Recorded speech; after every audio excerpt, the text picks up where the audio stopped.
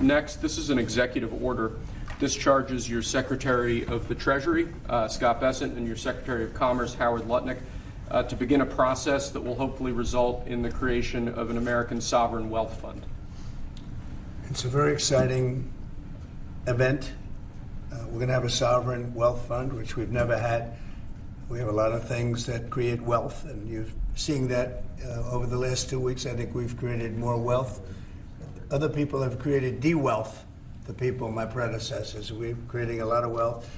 Scott, maybe you'd like to say something about it, and I'd ask also Howard to say something about it.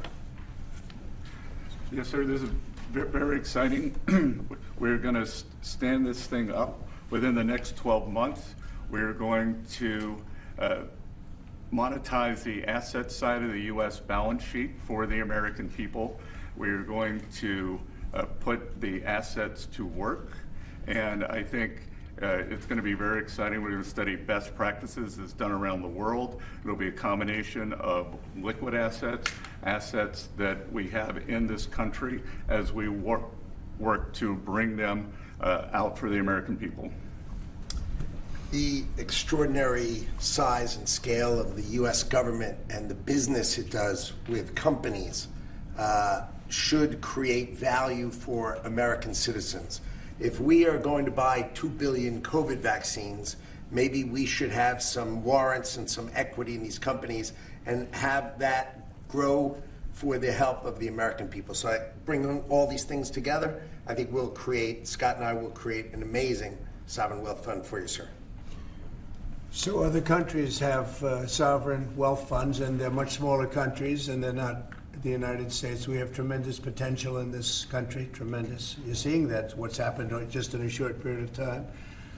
And as an example, TikTok, we're going to be doing something perhaps with TikTok, and perhaps not. If we make the right deal, we'll do it, otherwise we won't.